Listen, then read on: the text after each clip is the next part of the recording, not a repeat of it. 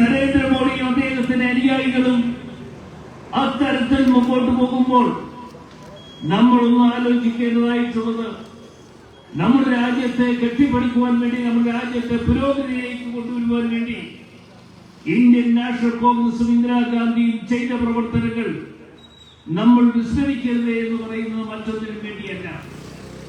ഒരുപക്ഷെ ഈ കാലഘട്ടത്തിൽ നമ്മൾ സ്മരിക്കപ്പെടേണ്ടതായിട്ടുണ്ട്. ഈ കാലഘട്ടത്തിൽ നമ്മൾ ആ കാര്യങ്ങൾ ആലോചിക്കേണ്ടതായിട്ടുണ്ട്. നമ്മുടെ രാജ്യത്ത് ഒരു പുരോഗമന പ്രവർത്തനങ്ങൾക്ക് നേതൃത്വം കൊടുത്തുകൊണ്ട് മുമ്പോട്ട് പോകുമ്പോൾ നമ്മൾ ഒന്ന് ചിന്തിക്കേണ്ടിയിരിക്കുന്നത്, ഇന്നത്തെ ഈ ആനുകാലിക രാഷ്ട്രീയ കാലഘട്ടത്തിൽ മണിപ്പൂർ എന്ന് പറയുന്ന പ്രദേശം ഇന്ന് കത്തി എരിഞ്ഞുകൊണ്ട് ഇരിക്കുന്നു. ആ മണിപ്പൂർ എന്ന് പറയുന്ന പ്രദേശം കത്തി എരിയുവാനുള്ള കാരണം എന്ത്? അവിടെ ഇന്ത്യയുടെ പ്രധാനമന്ത്രി എന്നുള്ള നിലയിൽ ഒരിക്കൽ പോലും അദ്ദേഹം മണിപ്പൂരിലേക്ക് പോകാൻ തയ്യാറായില്ല എന്ന യാഥാർത്ഥ്യം നമ്മൾ ഓർക്കണം. അവിടെ പാവപ്പെട്ട ആളുകളെ ചുട്ടരിക്കുന്നു, പാവപ്പെട്ട ആളുകളെ അവിടെ കത്തിച്ച് ചാപ്പലാക്കുന്നു. ഈ അടുത്ത ഈ ദിവസങ്ങളിലുള്ള മാധ്യമങ്ങളിൽ നമ്മളൊക്കെ നിങ്ങൾക്ക് പത്രത്തിൽ വായിച്ചവരാണ്. ആ മാധ്യമങ്ങളിലൂടെ വന്നിട്ടുള്ള എത്ര ആളുകളെയാണ് അവിടെ കൊന്നൊടുക്കിയത്. അതേസമയം തന്നെ നമ്മളൊന്ന് ആലോചിക്കേണ്ടത്, ഇന്ദിരാഗാന്ധി പ്രധാനമന്ത്രി അല്ലാതിരുന്ന കാലഘട്ടത്തിൽ, മാറി നിന്നിരുന്ന കാലഘട്ടത്തിൽ, അന്ന് ബീഹാറിൽ ബെൽച്ചി എന്ന് പറയുന്ന ഗ്രാമത്തിൽ അവിടെയുള്ള പട്ടികവർഗ വിഭാഗങ്ങൾ താമസിക്കുന്ന പ്രദേശത്ത് അവിടെ ഉണ്ടായ അക്രമ പ്രവർത്തനങ്ങൾ അറിഞ്ഞുകൊണ്ട് അവിടേക്ക് കടന്നു പോകുവാൻ തയ്യാറായത് ശ്രീമതി ഇന്ദിരാഗാന്ധിയാണ്. ഇന്ദിരാഗാന്ധി അങ്ങനെ കടന്നു പോകുവാൻ തയ്യാറായി എന്ന് പറയുമ്പോൾ നിങ്ങളൊക്കെ അന്നത്തെ ഒരുപക്ഷെ അന്നത്തെ മാധ്യമങ്ങൾ എടുത്തു വെച്ച് വായിക്കുമ്പോഴും അല്ലെങ്കിൽ ചരിത്രം എടുത്തു വെച്ച് പഠിക്കുമ്പോഴും മനസ്സിലാക്കുവാൻ കഴിയുന്നത്, ഇന്ദിരാഗാന്ധിക്ക് ബെൽച്ചി എന്ന് പറയുന്ന ഗ്രാമത്തിലേക്ക് പോകുവാൻ കഴിയുമായിരുന്നില്ല. കാരണം അവിടെ വലിയ വെള്ളപ്പൊക്കം, ഒരു നദി കടന്നു വേണം അപ്പുറത്ത് പോകാൻ. ആ നദി കടന്ന് അപ്പുറത്ത് പോകണമെങ്കിൽ മറ്റു മാർഗങ്ങളില്ല. ഇന്ദിരാഗാന്ധി ചോദിച്ചു, ഇവിടെ ആനയെ കിട്ടുമോ എന്നാണ് ചോദിച്ചത്. ആനയെ കിട്ടുമോ എന്ന് ചോദിച്ചത് മറ്റൊന്നിനു വേണ്ടിയല്ല, ആനയുടെ പുറത്ത് കയറി സഞ്ചരിച്ചുകൊണ്ട് ബെൽച്ചി എന്ന് പറയുന്ന ഗ്രാമത്തിലേക്ക് പാവപ്പെട്ട പട്ടികജാതി വിഭാഗത്തിലുള്ള ആളുകളെ ചുട്ടരിച്ച സ്ഥലത്തേക്ക് പോകുവാൻ വേണ്ടിയാണ്. അവിടെ പോയി അവരെ ആശ്വസിപ്പിക്കുവാൻ വേണ്ടി ഇന്ദിരാഗാന്ധി പോയ ചരിത്രം നമ്മൾക്കൊക്കെ അറിയാം. അതേ ഇന്ത്യയുടെ പ്രധാനമന്ത്രിയായിട്ടാണ് ഇപ്പോൾ മൂന്നാം തവണയും ബഹുമാന്യനായ ശ്രീ നരേന്ദ്രമോദി അധികാരത്തിൽ കടന്നു വന്നു. ആ അധികാരത്തിൽ കടന്നു വന്നപ്പോഴും മണിപ്പൂർ എന്ന് പറയുന്ന പ്രദേശത്ത് ഇന്നും കത്തി എരിഞ്ഞുകൊണ്ടിരിക്കുന്ന സംഭവ വികാസങ്ങൾ നമ്മൾ ഓരോരുത്തർ കാണണം.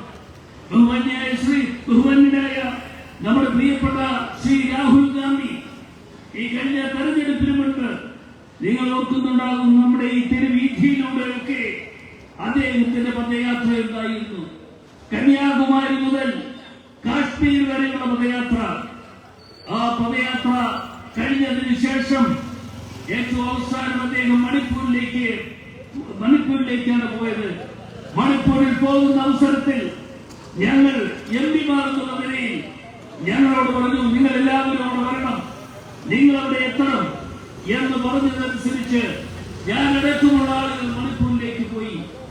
നിരവധി മേഖലകളിൽ ചെല്ലുമ്പോൾ അവിടെ അഭയാർത്ഥി ക്യാമ്പുകളിൽ കഴിയുന്ന പാവപ്പെട്ട അമ്മമാർ, സഹോദരിമാർ, അവരുടെ കുഞ്ഞുങ്ങളെ നഷ്ടപ്പെട്ടവർ, അവരുടെ സഹോദരങ്ങൾ നഷ്ടപ്പെട്ടവർ, അവരുടെ ഭർത്താക്കന്മാരെ നഷ്ടപ്പെട്ടവർ, അങ്ങനെ പാവപ്പെട്ട എത്രയോ ആളുകൾ കഴിയുന്ന ക്യാമ്പുകളിൽ ഞങ്ങൾക്ക് പോയി സന്ദർശിക്കുവാൻ അവസരം കിട്ടി. അന്ന് അവരെ ആശ്വസിപ്പിക്കുവാൻ വേണ്ടി രാഹുൽ ഗാന്ധിയുടെ നേതൃത്വത്തിൽ അത്തരത്തിലൊരു പ്രവർത്തനം നടത്തിയെങ്കിൽ ഇന്ത്യയുടെ പ്രധാനമന്ത്രി എന്നുള്ള നിലയിൽ ശ്രീ നരേന്ദ്രമോദി ഇപ്പോൾ ലോകം മുഴുവൻ ചുറ്റി സഞ്ചരിച്ചുകൊണ്ടിരിക്കുന്നു. ഏതെങ്കിലും ഒരു ദിവസം അവിടേക്കൊന്ന് പോകുവാൻ തയ്യാറാകേണ്ട ഇന്ത്യയുടെ പ്രധാനമന്ത്രി അവിടെ ഇതുവരെയും കാലുകുത്താൻ തയ്യാറായിട്ടില്ല. ഈ തെരഞ്ഞെടുപ്പ് വന്നപ്പോൾ അവിടെ ബിജെപിയുടെ സ്ഥാനാർത്ഥിയല്ല വിജയിച്ചത്. ഒരു കാര്യം അറിഞ്ഞിരിക്കണം, അവിടെ മണിപ്പൂരിൽ നിന്നും ഇന്ത്യ സഖ്യം സഹായിച്ചാണെങ്കിൽ ഇന്ത്യ സഖ്യത്തോടൊപ്പം നിന്ന 2 എംപിമാരാണ് അവിടെ നിന്ന് കടന്നു വന്നത്. അവരുമായൊക്കെ ഞങ്ങൾ വർത്തമാനം പറയാറുണ്ട്. അവർ പറയുന്ന കാര്യങ്ങൾ കേൾക്കുമ്പോൾ സത്യത്തിൽ നെഞ്ചുരുകി പോകുന്ന ചരിത്രങ്ങളാണ് അവർ പറയുന്നത്. ഞാൻ പറഞ്ഞത്, ഇന്ത്യ എന്ന് പറയുന്ന രാജ്യത്ത് എല്ലാവരെയും ഒത്തൊരുമയോടുകൂടി കാണുവാൻ, ഒത്തൊരുമയോടുകൂടി നിലനിർത്തുവാൻ അതിനുള്ള അവസരം ഒരുക്കിയെടുക്കേണ്ടത് ആരാണ് ചെയ്യേണ്ടത്? ഇന്ത്യയുടെ ഭരണാധികാരികളുടെ ചുമതലയാണ്. ആ ഭരണാധികാരി എന്ന് പറയുമ്പോൾ ഇന്ന് ശ്രീ നരേന്ദ്രമോദിയുടെ നേതൃത്വത്തിലുള്ള ഗവൺമെന്റ് ഈ രാജ്യത്തിന് നേതൃത്വം കൊടുക്കുമ്പോൾ രാജ്യത്ത് ഇതുപോലെയുള്ള അക്രമ പ്രവർത്തനങ്ങൾ ഉണ്ടാകുമ്പോൾ ആ അക്രമ പ്രവർത്തനങ്ങൾ എന്നേക്കുമായി ശാശ്വതമായി അവസാനിപ്പിക്കുന്നതിന് വേണ്ടിയുള്ള നടപടികൾ സ്വീകരിക്കേണ്ടതിന് പകരം ഇതെല്ലാം കണ്ട് ആസ്വദിച്ചുകൊണ്ടിരിക്കുന്ന ഇന്ത്യയുടെ പ്രധാനമന്ത്രിയാണ് നമുക്ക് കാണാൻ കഴിയുന്നത്. ഞാൻ അതുകൊണ്ടാണ് ഒരു ഉദാഹരണം സൂചിപ്പിച്ചത്. ഒരുപക്ഷേ രാജ്യത്തെ ഒരു ഭരണാധികാരി അല്ലാതിരുന്ന സമയത്ത് ഇന്ദിരാഗാന്ധി ബീഹാറിലെ ഡൽഹിയിലേക്ക് കടന്നുപോയത് അവിടുത്തെ പാവപ്പെട്ട പട്ടിണി പാവങ്ങളെ, പട്ടികജാതി വിഭാഗത്തിലുള്ള ആളുകളെ ചുട്ടരിച്ചു എന്നറിഞ്ഞപ്പോൾ അവിടേക്ക് കടന്നു പോകുവാൻ തയ്യാറായി എങ്കിൽ അതാണ് ഇന്ദിരാഗാന്ധിയുടെ മഹിമയെന്ന് നമ്മളെല്ലാവരും കണ്ടിരിക്കണം. ഞാൻ ഇക്കാര്യങ്ങൾ സൂചിപ്പിക്കുന്ന മറ്റൊന്നിനു വേണ്ടിയല്ല, നമ്മുടെ രാജ്യത്തെ കെട്ടിപ്പടുക്കുവാൻ വേണ്ടി, രാജ്യത്തെ പടുത്തുയർത്തുവാൻ വേണ്ടി ഒട്ടനവധി കാര്യങ്ങൾ ചെയ്തു. ഒട്ടനവധി കാര്യങ്ങൾ ചെയ്തതെല്ലാം ഇന്ന് അതെല്ലാം തകർത്തെറിഞ്ഞുകൊണ്ട് അദാനിയുടെയും അംബാനിയുടെയും കൈകളിലേക്ക് അധികാരങ്ങൾ ചെല്ലുന്നതിന് വേണ്ടി അവർക്ക് ഈ രാജ്യത്തെ നിയന്ത്രിച്ചുകൊണ്ട് മുമ്പോട്ട് പോകുവാനുള്ള അവസരം ഒരുക്കിക്കൊണ്ട് മുമ്പോട്ട് പോകുന്ന ഒരു സർക്കാരാണ് നമ്മുടെ രാജ്യത്ത് ഭരണം നടത്തുന്നത്. ഈ സർക്കാരിന്റെ കൊള്ളരുതായ്മകൾ നമുക്ക് ചൂണ്ടിക്കാണിക്കണം. ഈ സർക്കാരിന്റെ തെറ്റുകൾ ജനങ്ങളിലേക്ക് എത്തിക്കുവാൻ നമ്മൾക്ക് തയ്യാറാകണം. ജനങ്ങളിൽ എത്തിക്കുക എന്ന് പറയുമ്പോൾ ജനങ്ങളുടെ ചിന്ത അതിലേക്ക് മാറ്റിയെടുക്കുവാൻ നമ്മൾക്ക് കഴിയണം. അതാണ് നമ്മുടെ കടമയും ഉത്തരവാദിത്വവും എന്ന് കാണുന്നവരാണ് ഞാൻ അതുകൊണ്ടാണ് സൂചിപ്പിക്കുന്നത്. ഇവിടെ നമ്മൾ ഒറ്റക്കെട്ടായി നിന്നുകൊണ്ട് നമ്മുടെ രാജ്യത്തിന്റെ പുരോഗതിക്ക് വേണ്ടി, രാജ്യത്തിന്റെ നന്മയ്ക്ക് വേണ്ടി, നാളുകളിൽ നമ്മുടെ രാജ്യം എങ്ങനെയായിരിക്കണം എന്നതിനെ കുറിച്ച് ഒരു ചിന്തയും മനോചിന്തയും നമ്മുടെ മനസ്സിലുണ്ടെങ്കിൽ ആ ചിന്തയും പുരോഗമന പ്രവർത്തനങ്ങൾക്ക് നേതൃത്വം കൊടുക്കുവാൻ എന്റെ പ്രിയപ്പെട്ടവരായ നിങ്ങളുടെ സഹായങ്ങളും നിങ്ങളുടെ അനുഗ്രഹങ്ങളും ഒക്കെ എപ്പോഴും ഉണ്ടാകണം. ഞാൻ ഈ കഴിഞ്ഞ തെരഞ്ഞെടുപ്പിന് ശേഷം ഇതുപോലെ ഒരു യോഗത്തിന് ഇവിടെ നേരത്തെ വന്നിട്ടുണ്ട് എങ്കിൽ പോലും ഇതുപോലെ ഒരു യോഗത്തിന് ഇതുവരെയും എത്തിച്ചേർന്നിട്ടില്ല. ആദ്യമായി ഇങ്ങനെയൊരു യോഗത്തിൽ പങ്കെടുക്കുവാനുള്ള അവസരം ഒരുക്കി തന്ന പ്രിയപ്പെട്ട ശ്രീ ശാരദാസ് അടക്കമുള്ള എല്ലാവരോടുമുള്ള നന്ദിയും കടപ്പാടും ഞാൻ പ്രത്യേകമായി അറിയിക്കുന്നു. നമുക്കൊന്നേ ഉള്ളൂ, നമ്മുടെ രാജ്യം നിലനിൽക്കണം, നമ്മുടെ രാജ്യത്തിന്റെ പുരോഗതി ഉണ്ടാകണം. നാനാജാതി മതത്തിൽപ്പെട്ടവർക്ക് ഇവിടെ ജീവിക്കുവാനുള്ള അവകാശം ഉണ്ടാകണം. നാനാജാതി മതത്തിൽപ്പെട്ടവർക്ക് നമ്മുടെ രാജ്യത്ത് ജീവിച്ചുകൊണ്ട് മുമ്പോട്ട് പോകാനുള്ള അവകാശം ഉണ്ടാകണം.